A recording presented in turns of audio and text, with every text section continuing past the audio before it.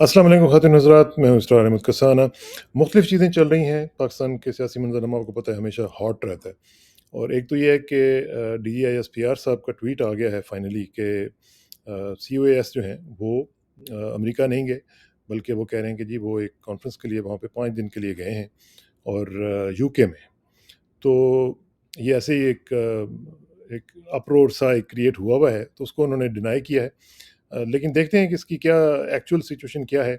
और साथ-साथ हम देख रहे हैं कि पाकिस्तान के अंदर भी जो मामलात हैं, उनके बारे में भी काफ़ी गरमा-गर्मी चल रही है। आपने सुप्रीम कोर्ट के चीफ जस्टिस के बारे में भी जो आज रिपोर्टिंग हुई है, वो भी आपने देखी होगी। फिर मुख्तलिफ़ चीज़ें जो हैं चल रही हैं। जनरल मुशर्रफ साहब के तो अभी हम ज़्यादा नहीं डिस्कस करेंगे उनके बारे में, लेकिन जो भी इस वक़्त सूरत-ए-हाल है, उसमें बड़ा इम्पोर्टेंट एक इंटरव्यू कह लें या उसकी रुदात कह लें, जो हमारे दोस्त जावेद चौधरी साहब ने एक अपने व्लॉग में लिखी है। और वो उन्होंने बताया कि जनरल बाजवा साहब जो हैं, उन्होंने इमरान खान के बारे में क्या कहा। वो एक बहुत ही भयानक किस्म की स्टेटमेंट है और वो ये कह रहे हैं कि पाकिस्तान रहेगा या इमरान खान रहेगा, तो इसी तरह की कोई उन्होंने बात की है। इसका भी तज्ज़िया करेंगे और साथ-साथ दूसरी चीज़ें भी डिस्कस करेंगे। इन तमाम उमूर को ज़ेर बहस लाने के लिए हमारे साथ मौजूद हैं जनाब सैयद हैदर मेहदी साहब, उनसे बात करते हैं। अस्सलाम वालेकुम हैदर भाई। जी, तालिकुम जी, कैसे हैं मिजाज अली? सर बड़ी खैरियत से जी? नवाज़िश, बहुत शुक्रिया ओके जी, माय प्लेज़र। आपका। आप टाइम निकालते हैं हमारे लिए और हमारे नाज़रीन के लिए। This is really a big honour for me. My pleasure तो सर, माय प्लेज़र। सर एक चीज़ मुझे ये बताएँ, सबसे पहले मेरा ख़्याल है टू स्टार्ट विद ये ज़रा इस मामले को तो हल कर दें। ये जो अमेरिका वाला सिलसिला चल रहा है कि जी DGIS-PR को ये बताना पड़ गया है कि जनाब नहीं, नहीं वो तो यूके में है और वो एक कॉन्फ्रेंस के लिए गए हुए हैं और 2 ट्वीट्स के ऊपर उन्होंने अपनी स्टेटमेंट जारी की है। तो एक्चुअल सिचुएशन है क्या जी? क्या वाक़ई जनाब जनरल आसिम मुनीर साहब जो हैं, वो यूके में ही हैं और वो अमेरिका नहीं गए हैं? जी, बिस्मिल्लाहिर्रहमानिर्रहीम। बहुत शुक्रिया इसरार।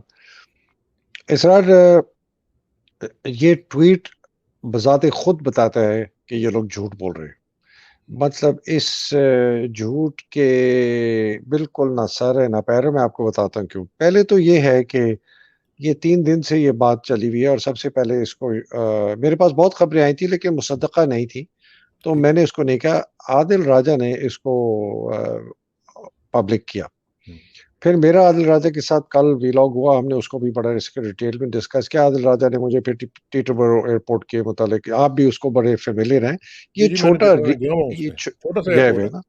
जी, हुँ, जी, ये छोटा एयरपोर्ट है। ये इस किस्म के एयरपोर्ट होते हैं जो कि जो नॉन कमर्शियल फ्लाइट्स हैं उनको हाँ, कैटर करते हैं और इधर छोटे जहाज़ आते हैं। इनकी रनवे जो है 1 लाख पाउंड से कम का हुँ, वज़न कर सकती है, जो कि गल्फ स्ट्रीम का जहाज़ है वो 1 लाख पाउंड से कम पे होता है। वो ऐसे एयरपोर्ट्स को इस्तेमाल करता है। ठीक। अच्छा, खबरें बहुत आई, बहुत चली। कामरान खान ने ट्वीट की, फिर उसके बाद उसने ट्वीट डिलीट कर दी, फिर माफ़ी माँगी। उसने तो पूरा बाकायदा आइटिनरी दी कि ये इससे मिल रहा है, इससे मिल रहा है। और कामरान हुँ, खान ये कच्ची गोलियाँ नहीं खेलता। ये हाँ, आपको आपको याद है इसके इसका दौर शुरू हुआ था 1977 के व्हाइट जी, पेपर, जी, जो भुट्टो बिल्कुल, के बिल्कुल। खिलाफ इसने किया था। हुँ, तो ये कोई अकल का बच्चा नहीं है, इसको हुँ, 45 साल हो गए हैं इस हाँ, काम में। ठीक है? तो ये और 100% काफ़ी झूठ उन्होंने आता है। नाम भी बनाया और बहुत कुछ बनाया। बहुत कुछ और भी बहुत कुछ बनाया। हुँ, ठीक है जी? अच्छा, अब मैं आपको अपनी ज़ात की बात बताता हूँ। मुझे एक ऐनी शाहिद ने हल्फ़न बयानिया बिल्कुल, उसने कहा जी मैं जा रहा था वहाँ से 7 तारीख को। मैंने मुड़ के देखा तो मुझे क्या, मैं कहता मैं बहुत करीब रहता हूँ वहाँ से। हुँ, तो मुझे एक प्लेन नज़र आया और कहता मैं वहाँ से देखता हूँ, साथ ही बिल्कुल वो ओपन जाली है, वहाँ हाँ, कोई बिल्कुल, दीवार-शिवार नहीं बिल्कुल। है। हुँ, वो हुँ, जहाज़ नज़र आते हैं, आपने देखा है ना हाँ, हाँ, थिएटर पर। बिल्कुल, बिल्कुल। वो साथ कॉस्को भी है उसके एक, हाँ, तो कॉस्को भी है। लोग वहाँ कॉस्को भी जाते हैं शॉपिंग करने। कहते हैं मैंने ऐसे मुड़ के देखा दाहिनी तरफ तो देखा एक जहाज़ खड़ा हुआ है जिसके ऊपर पाकिस्तान फ्लैग की टेल मार्किंग्स है। कहता है हुँ, मैं बड़ा हैरान हुआ कि ये पाकिस्तान फ्लैग का टेल मार्किंग वाला जहाज़ यहाँ क्यों खड़ा है?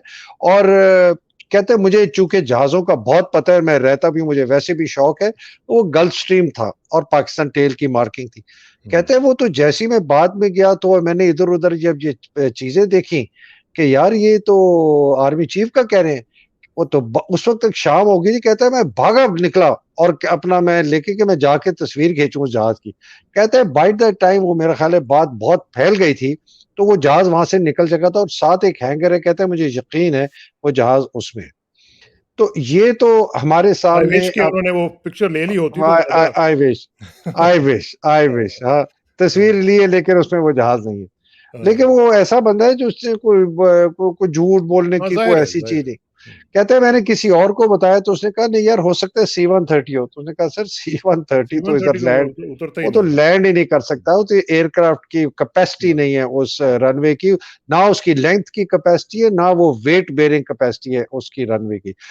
तो इसरार भाई 100% ये बंदा अमेरिका में गया है। अब आप ये सोचें, अब हम सोचें कौम के तौर पर कि हाँ, हमारा आर्मी चीफ छुप के जिस तरह डाकू ऊपर बुक्कल लेके, हाँ, और जाता है, ये इस तरह आर्मी चीफ पाकिस्तान की अफवाज का सरबरा, इस्लामी ममलकतों में मुल्कों में से जिसके पास जौहरी हथियार हैं, हाँ, वो एक चोर की तरह छुप के अमेरिका जाता है उनसे हुक्म लेने के लिए या उनसे बातचीत करने के लिए कि हमने क्या क्या बातचीत की है हमें नहीं पता।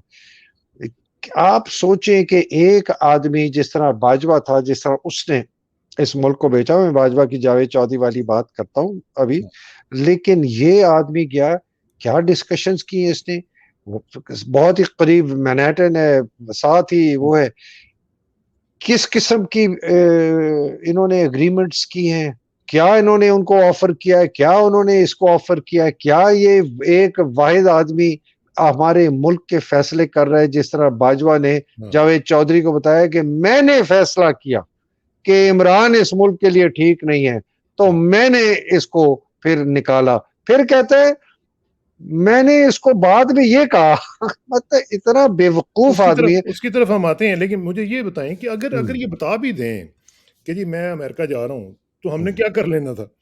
देखिए ना, वो वो सेंटकॉम का चीफ आया, उसको आपने इतना ज़बरदस्त प्रोटोकॉल दिया, तो हमने क्या कर लिया?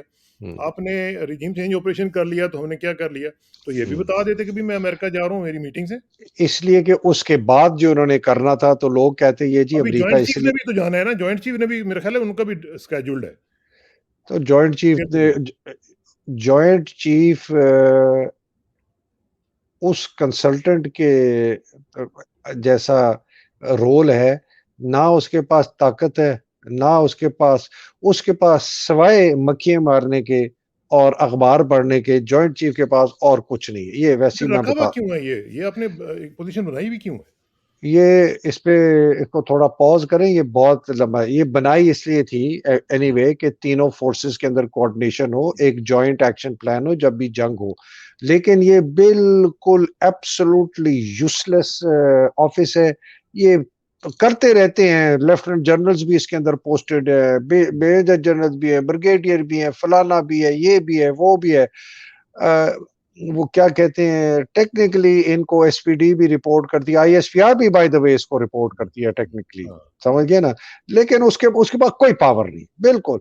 और ये होता भी यह था कि ये तो खैर बाजवा के जमाने में जुबैर और बाजवा दोनों कोर्समेट्स थे, तो ये साथ थे। आपको पता है पूरे 3 साल के दौर में जुबैर के इमरान सिर्फ 2 दफा मिला है जुबैर से, जब जुबैर अपॉइंट हुआ था और उसके बाद सॉरी इमरान जब आया था तो उसने विजिट किया जॉइंट चीफ। हुँ, पूरे हुँ, 3 साल बाजवा ने जुबैर इमरान को मिले विजिट नहीं करने दिया, हुँ, जुबैर को इसलिए इट कुत्ते दा वैर था दोनों का, ठीक है ना। हुँ, और ये मैं आपको फर्स्ट हैंड इंफॉर्मेशन दे रहा हूँ बाय द वे, और जी जी फर्स्ट हैंड हुँ, इंफॉर्मेशन दे रहा हूँ। अच्छा, विजिट ही करने दिया और दूसरी दफा मिला जब वो उसको अपनी खुदाहफजी के लिए क्या थे जी मैं अब रिटायर हो गया। उसके बाद नदीम रजा लग गया, नदीम रजा चार मेरा ख्याल है 77th का है या पता नहीं किसका है, वो इससे 5 6 7 कोर्स से जूनियर है, वो हुँ, बात ही नहीं करता होगा बेचारा, शुक्र शरीफ आदमी था, अच्छा आदमी था, हुँ। प्रोफेशनल सोल्जर टाइप कहते हैं, लेकिन एनीवे। तो ये जो जॉइंट चीफ की है ना, ये ओहदा बंद बहुत जबरदस्त सकता है जब आदमी में रिफॉर्म आएंगे, और उसकी मेरा ख्याल है अगला जो आपका है ना उसपे बात हमने करनी है, बड़ी लॉन्ग ओवरड्यू हो नहीं चुकी है ये। नहीं वो ये अगला इसी पे करना है, आर्मी के रिफॉर्म के ऊपर, ठीक है जी। ठीक है, इंशाल्लाह। अच्छा मैं तो coming back to the USA.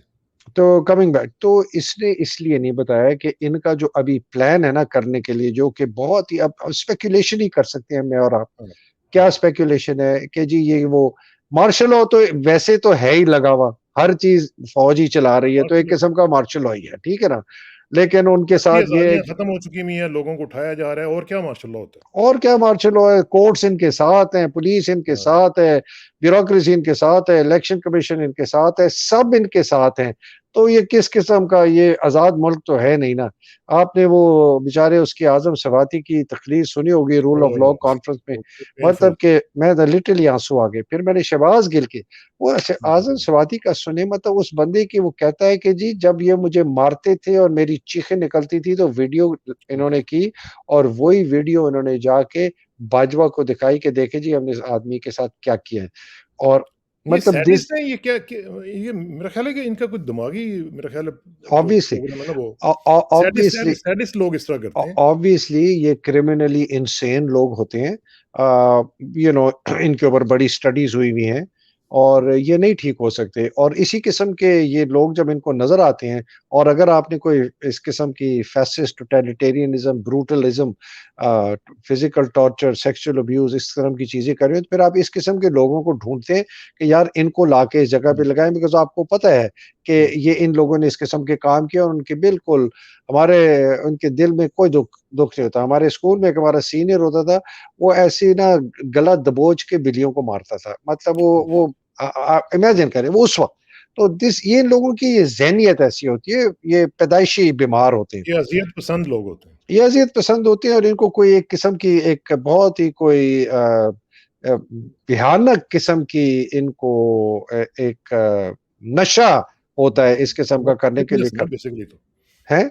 Mental sickness है ना बेसिकली जी, तो। जी, इट्स अ मेंटल सिकनेस। तो ये फैसल नसीर, नदीम अंजुम, ये Rashid Naseer, Faheem Raza, they are all like that. और इसलिए तो इनको ये उठान, बिकॉज़ ये काम करते हैं। तो मैं आपको ये बता रहा हूँ, आसिफ का मैं थोड़ा-सा देखें, हमें अब वक़्त आ गया है कि हमने ना, जो हमने वो कहते थे ना कि किड्स ग्लव पहने हुए थे पहले, कि यार आसिफ को ऐसे ना कहो। सारे इसके जो दोस्त यार थे, हाँ, इससे पहले आप सीनियर थे। जैसे लोग भी ये कह रहे थे कि यार 1-2 महीने दे देते हैं, देख लेते हैं क्या और होता मेरे है। पर बाय द वे मेरे हाँ, पर बड़ा प्रेशर था। इसके लोगों ने जो इसके साथ सर्व किया हुआ है, इससे सीनियर है, सब ने मुझे कहा कि इसको टाइम दे, देख ये कर हाँ, लेगा, ये बाजवा, ये फलाना। मैं इस नतीजे पे पहुँचा हूँ कि इस आदमी से हमें कोई किसी किस्म की एक्सपेक्टेशन नहीं। वैसे एक जर्नैल ने मुझे कहा था, जो हुँ, इसको जानता है, मैंने कहा कि यार ये कैसा आदमी है? कहता है have zero expectation, he is going to be worse than Bajwa. अंग्रेज़ी में उसने कहा कि ये बाजवा से भी बुरा निकलेगा, ये बहुत चालाक है, ये हिपोक्रेट है, ये कमज़ोर है, ये अंदर से कमज़ोर है, हिपोक्रेट है, कावर्ड है, मीसना है। ये तुम भूल जाओगे कि ये बाजवा, जब ये बाजवा को तुम भूल जाओगे जब ये आर्मी चीफ बनेगा। तो ये पहले की बात। देखिए जी, इस आदमी का आप रिकॉर्ड देखें, और ये हमारी फ़ौज के सिस्टम की खराबी भी बताता है। टेक्निकली कोई आदमी जो अ, उस वक़्त नए चीफ की रिटायरमेंट से पहले अगर रिटायर हो रहा हो, वो कंसीडर नहीं हो नहीं, सकता। 1-2 हाँ, दफ़ा इन्होंने प्रेसिडेंट चेंज की थी, हाँ, जहांगीर करामत की, और वो जो शमीम आलम साहब जो चेयरमैन जॉइंट चीफ बने थे।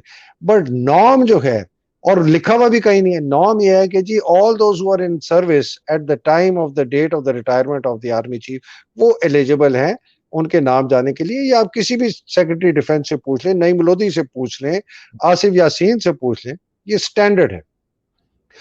अगर आप सवाबदीदी इख्तियार देते हैं, या आर्मी चीफ को, या सेक्रेटरी डिफेंस को, या वजीर आजम को, इनमें से तीनों को दे दें कि उनकी मर्जी के लोग को हम आगे करें, तो फिर ये खत्म नहीं होगा।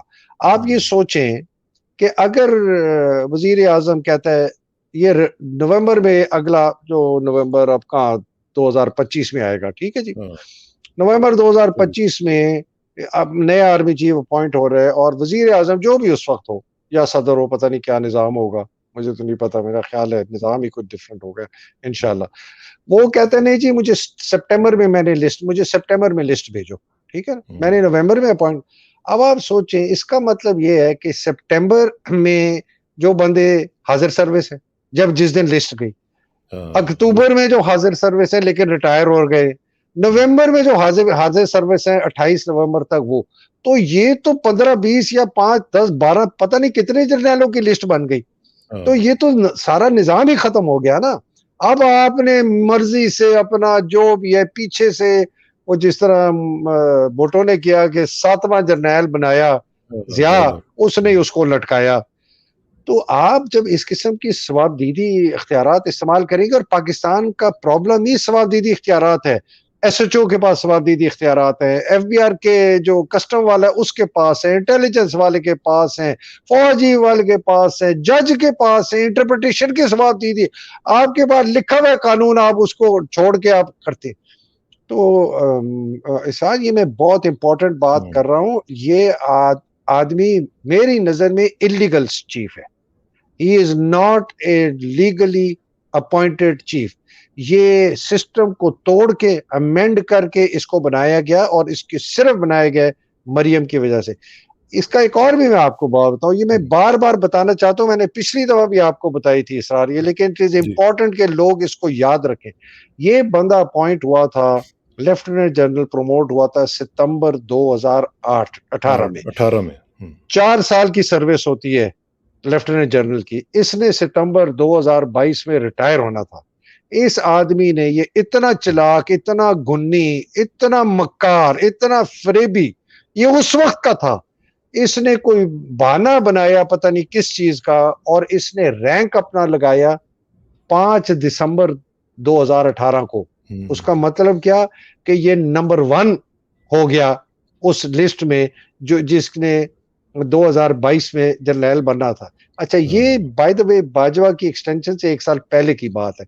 तो बाजवा को भी शायद नहीं पता था कि मुझे एक्सटेंशन क्या मिली है, कैसे लेकिन हाँ, मेरा ख्याल है उसका गरारियां चल हुँ, रही होंगी कि पुत्र फिक्र। हुँ, ये तो फैज हमीद ने इसको कंप्लेन किया कि बाजवे तूने ये क्या किया है।